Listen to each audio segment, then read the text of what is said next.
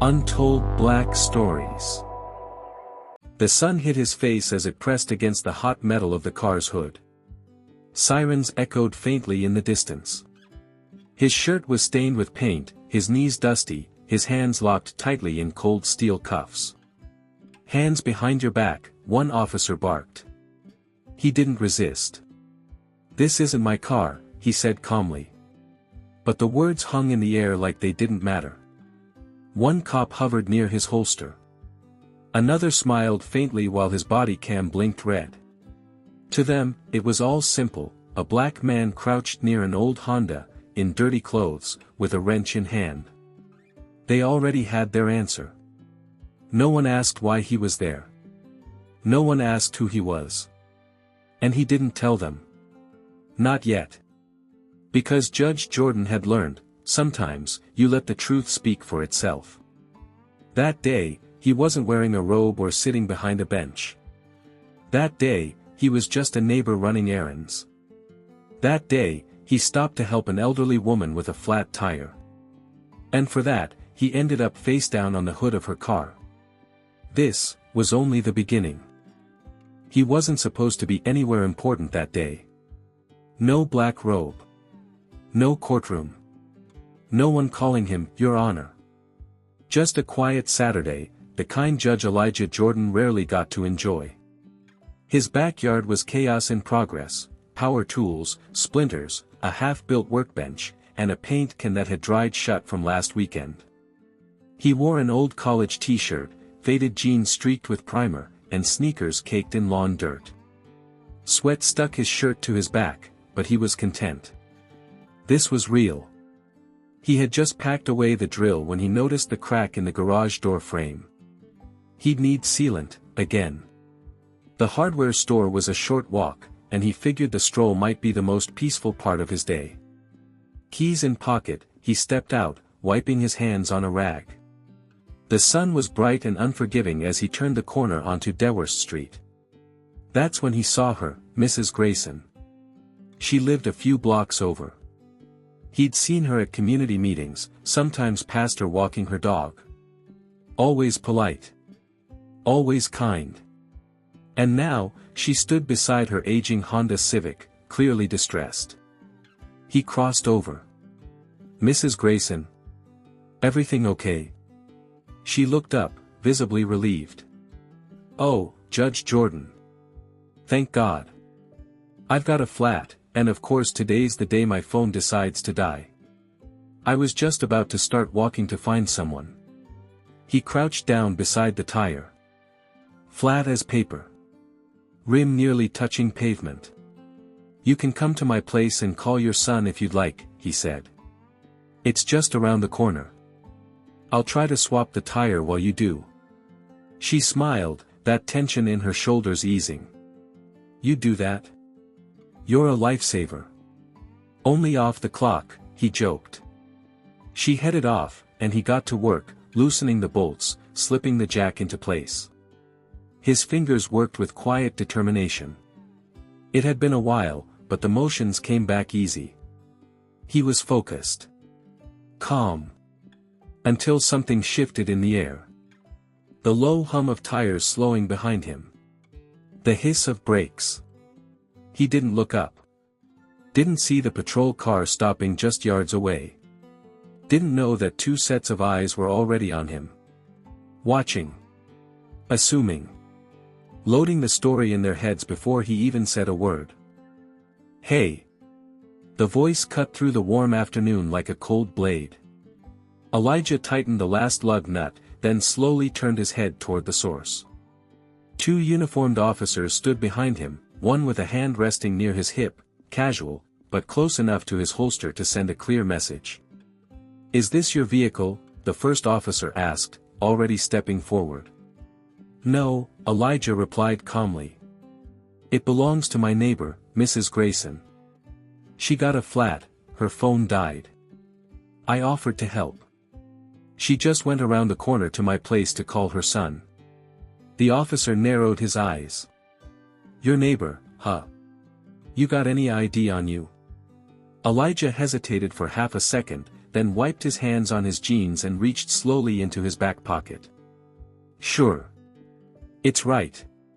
Whoa, hands where I can see, barked the second officer, immediately raising his voice. Elijah froze. His posture stiffened, arms held out slightly at his sides. Okay. No problem. The first officer stepped in, patted him down, and pulled his wallet out. He flipped through it, barely looking at the contents before tossing it onto the hood of the car. So you're just out here, changing tires for strangers? In paint-stained clothes, with no vehicle of your own in sight? I'm walking distance from here, Elijah answered. I live on Maple Ridge, just 2 blocks down. The second officer circled the car, eyeing the loosened lug nuts and the jack. You know, he said, we got a call last week about people stripping parts off Civics. Usually hit during the day when no one's paying attention. Elijah blinked. You think I'm stealing her tire? No, the officer said with a smirk. I'm just saying, it looks suspicious. You fit the description. There it was. 3 words that had haunted black men in America for generations. You fit the description. It didn't matter what the description was. Tall, short, hoodie, tie, none of it mattered. What mattered was that the pieces in their minds were already in place, and he, paint stains, sweat, brown skin, slotted right in. I'd like to explain further, Elijah said, keeping his tone even, but if you walk 2 minutes that way, you'll see my house. Mrs. Grayson is there. I offered to help her. But they weren't listening. Not really. They were already moving toward him. The second officer pulled out a pair of cuffs. I'm gonna need you to turn around. For what reason? Elijah asked. The officer's tone hardened. For your safety and ours. Detaining you until we verify your story. Elijah's jaw tensed. This is a misunderstanding. Maybe. But maybe it's more than that. Turn around. He did. Slowly. The steel tightened around his wrists with a cold finality that never got easier, even after all these years on the bench. They patted him down again. More aggressive this time. Took his phone. Pulled the jack away from the car like it was Exhibit A in some silent case they were building in their minds. Cars passed by. A woman walking her dog across the street slowed, watching. No one said anything. Then came the click of the radio. Bringing in one. Possible 459 attempt, stripping vehicle. Male suspect, mid-40s, African American, no confirmed ID. Says he lives nearby. He turned his head. No confirmed ID. You took it from my wallet. The officer didn't answer. Just opened the back of the cruiser and gestured toward the seat. Elijah stared at the cracked vinyl inside. His jaw clenched, but he didn't resist. As he ducked into the back seat, he caught one last glimpse of the tire he'd nearly finished changing. Still flat. Still waiting. Just like the woman he tried to help. The cruiser smelled like old coffee and sweat baked into vinyl. Elijah sat stiff in the back seat, hands cuffed tightly behind him. The windows were cracked, letting in sticky summer air, but nothing could clear the tension pressing against his chest. From the front, the officers chatted casually, as if they were on a coffee run. You see the look on his face when we pulled up? Like he forgot he wasn't invisible. Should have worn a cape, the other laughed. Maybe then he'd look like a good Samaritan instead of a civic stripper. Elijah shifted slightly, uncomfortable but silent.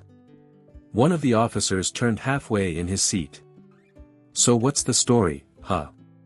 You just wake up and think, today I'll help a white lady with a flat tire, in someone else's car. Elijah looked him in the eye. I told you. She's my neighbor. The officer snorted. You sure about that? 'Cause I've got a neighbor too, and she sure as hell wouldn't walk off to my house while I'm leaning on her car with a wrench. More laughter. Elijah turned his gaze to the window. When they arrived at the precinct, one officer swung open the door and tugged him out without a word. Inside, they led him to the front desk. The clerk at the reception looked up, slightly bored. "Name?" "Elijah Jordan," he said clearly. The clerk began typing. One of the officers leaned in and chuckled, "Jordan. Not Michael, I hope." Elijah didn't respond. The other added, "If he can dunk a tire, I'm impressed." They laughed again. The clerk didn't. No one verified the ID from his wallet. They processed him with routine efficiency, photograph, fingerprints, generic paperwork. His name was written down, but not recognized. Then came the holding cell. A metal bench. Cracked tile. A vent that rattled like it was coughing. They left him there, doors slammed, with a heavy clang. Outside the cell, the officers were in their element. Joking. Retelling their story to another pair of cops. "I mean, this guy was halfway done stripping the wheel. Jacked it up perfectly, like he'd done it 100 times. Didn't even run," one added proudly. "Just stood there, all calm and innocent. Yeah, gave us this whole Mr. Rogers routine. I'm helping a neighbor. Brother, you ain't in Sesame Street. You're on Cops Uncut." The laughter was loud. Contagious. One of the officers mimicked Elijah's voice, "Would you like some tire service with your Civic, ma'am?" That was when the precinct door opened. Footsteps. Slow. Measured. Authority carried in every stride. A man stepped into view, white, mid-50s, solid build, sharp gray suit under his badge. Captain William Brooks. He scanned the room casually at first, then his eyes locked on the holding cell. He stopped. Took a few steps forward. Looked at Elijah. Looked at the officers. His brow furrowed. Then, calmly, but with razor-sharp weight, he asked. "Who put this man in a cell?"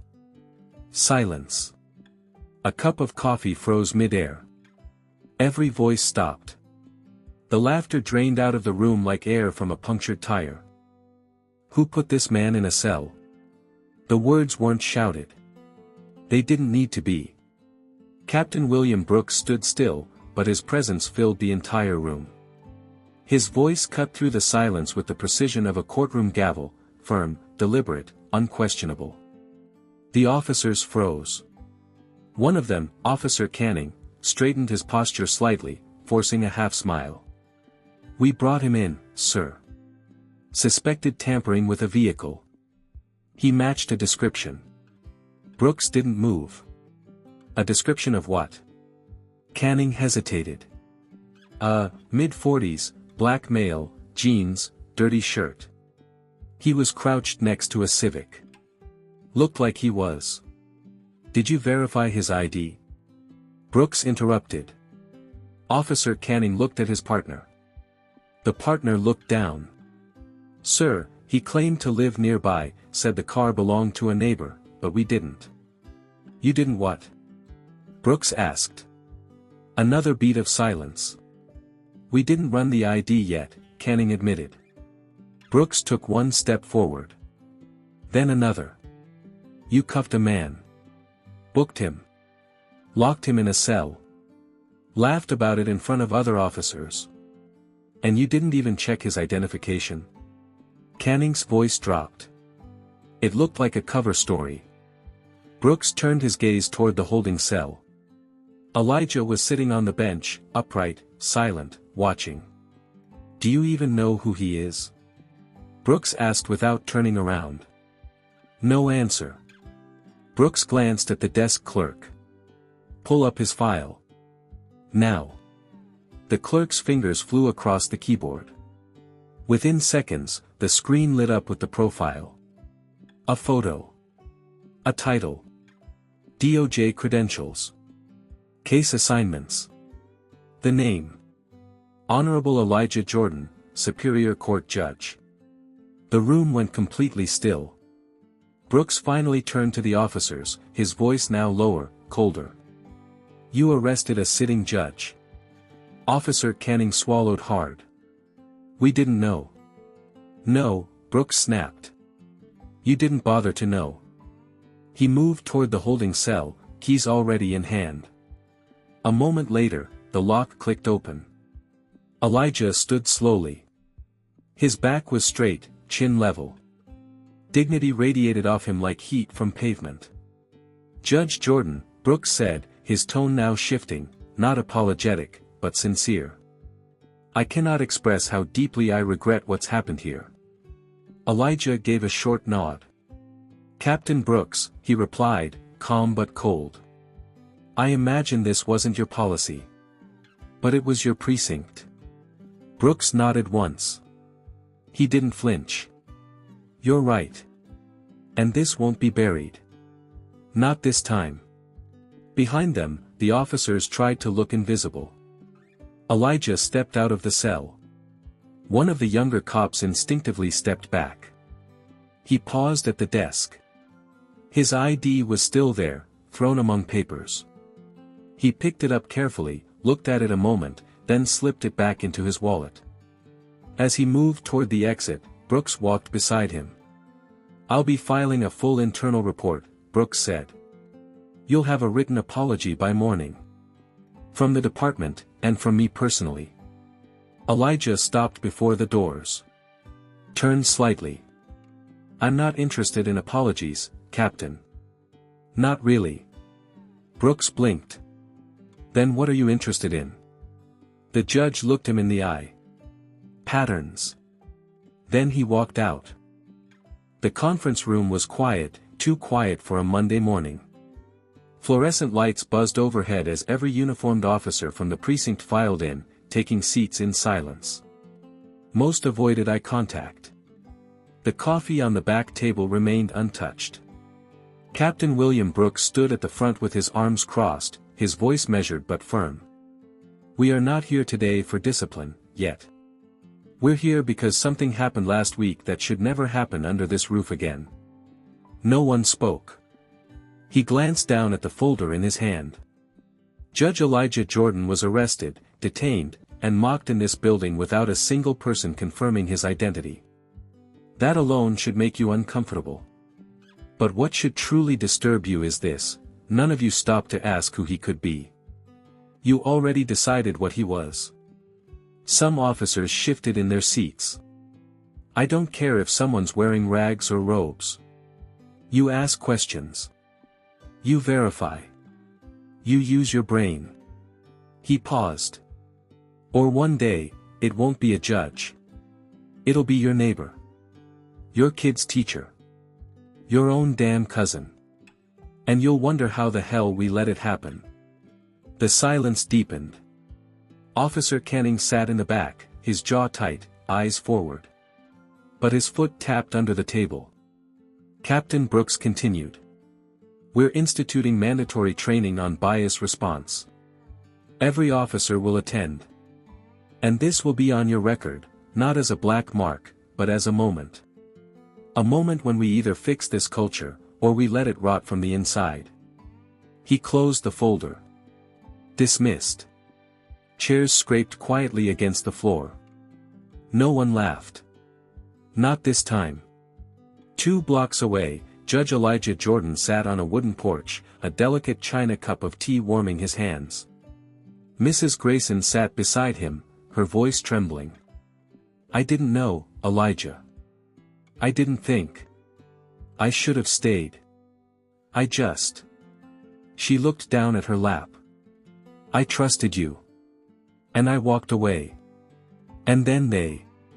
"You did nothing wrong," he said gently. "But I left you there." "You didn't put me in cuffs," he said. "They did." She nodded, silent tears rolling down her cheeks. For a long moment, they sat in stillness. The sound of cicadas buzzed faintly in the background. A dog barked somewhere down the street. Then she whispered, "I thought we were past this kind of thing." "So did I," he said. They sipped tea in silence. Then Elijah stood, setting his cup down carefully. "I need to get going." She reached for his arm, hesitated, then let her hand fall. "Elijah." He looked at her gently. "Are you going to be all right?" He gave her a soft smile. "That's not the question anymore, is it?" Then he stepped down from the porch and walked away, steady, quiet, dignified. The courtroom was colder than usual. Not in temperature, but in atmosphere. The kind of silence that settled not because people were calm, but because they didn't know what would happen next. Officer Canning stood near the witness bench, hands behind his back. His badge gleamed on his chest, polished cleaner than usual. He hadn't slept much the night before. Couldn't stop thinking about the image of that man behind the holding cell bars. About the moment the captain said the words, "Judge Jordan." He had replayed the whole scene in his mind 100 times. Every joke. Every assumption. Every time he could have stopped it, and didn't. Now, he stood in the courtroom as a procedural witness in a weapons case. Just a routine hearing. One he'd done dozens of times. Only this time, the door behind the bench opened, and in stepped Judge Elijah Jordan. Dressed in a black robe, his posture tall, his presence unshakable. The bailiff announced his name, and a subtle ripple moved through the room. Everyone had heard the whispers by now. About what had happened. Canning's stomach twisted. Judge Jordan sat down, adjusted his glasses, and scanned the docket in front of him. His face was neutral. Focused. Professional. The case began. Statements were made. Motions submitted. Legal terms volleyed across the courtroom like chess pieces. Canning tried to keep his eyes forward. Tried to focus on the facts. But the weight of the bench, of who sat behind it, pressed down on him harder than any question he might face. Then, during a pause in proceedings, Judge Jordan looked up. And for a brief moment, their eyes met. No anger. No satisfaction. No vengeance. Just a pause. And a look that said everything. "I remember you. And I know you remember me too." Canning lowered his gaze, the back of his neck burning. That look carried more judgment than any sentence the courtroom could deliver. The hearing continued without incident. Canning gave his testimony. The lawyers made their closing statements. The case was dismissed on procedural grounds, nothing to do with him. But it didn't matter. As he exited the witness stand, Canning cast one last glance back at the bench. Judge Jordan had already moved on to the next case. Pen in hand, focused. Efficient. Unshaken. But Canning wouldn't forget. Not that day. Not that face. Not that look. The courthouse was nearly empty. Most of the staff had already left for the evening. The echo of footsteps bounced faintly through the marble halls. Fluorescent lights flickered in the corridor outside Judge Jordan's chambers. Inside, the soft ticking of an old desk clock filled the quiet. Elijah sat behind his desk, removing his glasses and rubbing the bridge of his nose. A stack of paperwork still waited for him, but his mind had wandered. A light knock on the door pulled him back. "Come in," he said. The door opened and a young man stepped in, mid-20s, dark skin, sharp suit just a little too stiff, like he hadn't worn many yet. It was Marcus, his summer clerk. First-generation college student. Brilliant. Eager. Still believing the system worked, most days. "Hey, Judge Jordan. I just wanted to say thank you for letting me sit in today. That hearing." He hesitated, then stepped closer. "I heard what happened last week. With the precinct. I wasn't sure if I should bring it up, but..." Elijah gestured to the chair across from him. "Have a seat." Marcus sat, visibly nervous. "I guess I don't get it," Marcus said. "They knew your name. Your title. And still." Elijah smiled faintly. They didn't know anything, Marcus. That's the point. The younger man frowned. But how could they not recognize you? They didn't see a judge, Elijah said quietly. They saw a black man in dirty clothes. With a wrench. Silence filled the space between them. I used to think that if I just worked hard enough, wore the right things, spoke the right way, I could outrun that. He leaned back, staring at the ceiling for a moment. But the truth is, no robe can shield you from a system that was built to fear your skin before it hears your words. Marcus looked down. I want to believe it's getting better, he said. Elijah nodded. It is. Slowly. Painfully. Sometimes it's a step forward and 3 back. But you, your generation, you're not silent. That matters. Marcus looked up. Do you ever think about quitting? The question hung there like smoke. Elijah smiled. Not bitterly. Just, tired. Every time I walk into a courtroom, he said. And every time I walk out. Marcus didn't know what to say to that. So he said, thank you. Elijah stood, extended a hand.